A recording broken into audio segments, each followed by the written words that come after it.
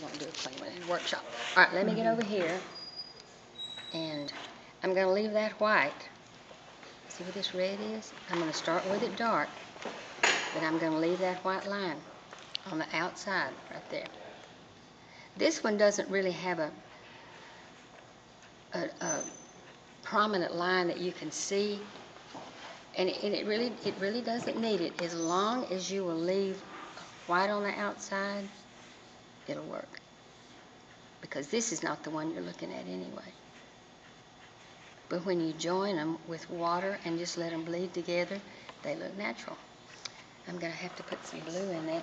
See, I'm not even doing it this color because I don't have time to look up there. I'm just going to. A lot of this comes because I'm familiar with my crystal too. You have to know your subject, and you have to have done the drawing. So you will basically know what you're doing. Crystal's fun. It's fill in the blanks. Once you start painting, it is fill in the blanks. I think I'll start with a crystal chandelier. Oh, why don't you? I learned everything. You could do it. You could do it because it is one piece at a time. You don't paint what you think you see. You paint what you see. I'll wait for you to put it up first. Okay. All right. Where am I? I'm right here. Okay. I'm right here. So I'm still making curved strokes. So I sort of like that. I'm going to leave that alone.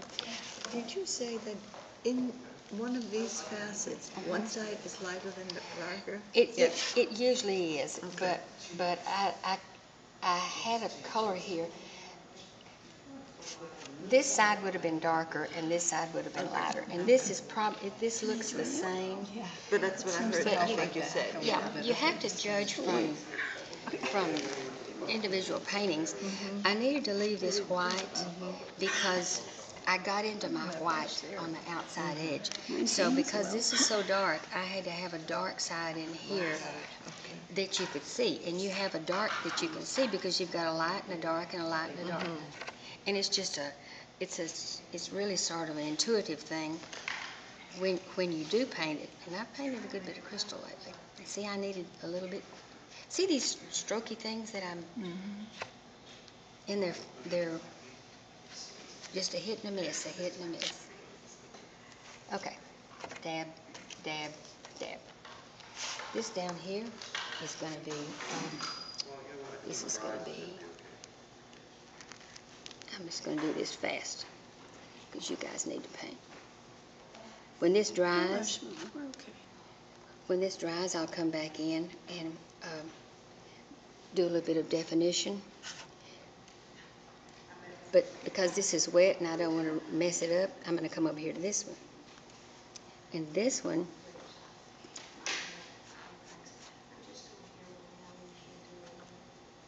I'm just going to, but see, I'm still leaving that, oh well, I'm trying to leave that white line. It didn't leave. I'm trying to leave the white line on the outside, and I didn't. I'm going to use this line right here. I'm going to use this line as green, and I'm just going to make it mostly green in a dab, tap, tap, tap, tap, drag it, tap, tap, drag it. And see, there's really no mistake that you can make if you have nice,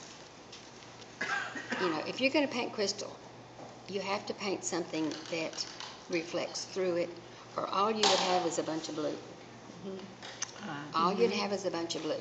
You have to have a peach or a strawberry or a cherry or something like that. Well, now I'm going to dab that out. See, that was too harsh, but I had to let it set a minute.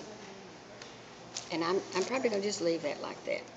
Let me get in here and do this, leaving the white that I find that's an accident. That's done. Blip, blip, blip, blip. Leaving the white, but it's got a lot to do with the drawing. You get a good drawing down, you've got a roadmap. Blip, blip, blip. I'll come back in and darken some of these shapes. And I'm trying to move fast. 15 minutes. I can do this. No, is there a timer No. that's gonna go off? No, no.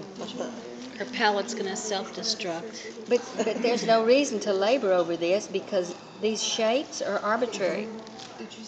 It's what I saw when I drew it.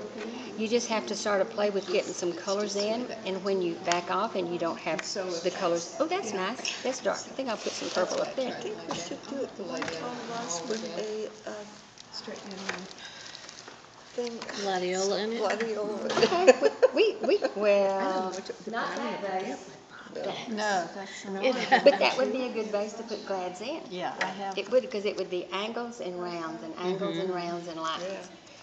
See how this is all the same value here? You can't, unless you're going to do this drop in water. And this is at the bottom, so it's going to have more stuff that you're having to work with at the bottom. So this needs to be heavier. See, it needs to be heavier, but you can't really put heavy in without putting light under it. This is the only place that I'd like to glaze, so I'll come over here and do some blues. See, I'm just dipping in and double dipping. So I'll start at the bottom, and I'll get me some blue there and some blue there. I know I'm going to follow these lines. I might put a little blue there, and that's a nice big fat one right there. That's too dark. But I know I'm going to pull it up. I'm going to pull the paint up.